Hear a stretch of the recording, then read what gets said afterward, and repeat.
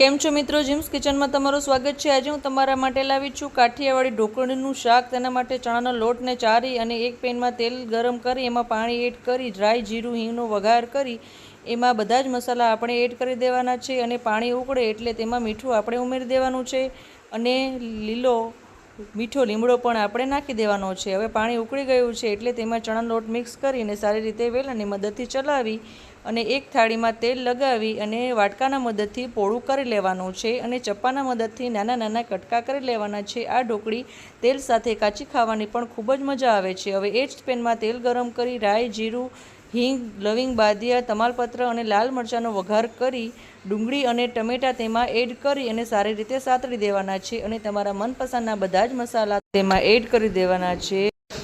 આદુ મરચાંની પેસ્ટ નાખી દેવાની છે અને એમાં ઢોકળી નાખી દેવાની છે। તો તૈયાર છે આપણું સરસ મજાનું કાઠિયાવાડી ઢોકળી।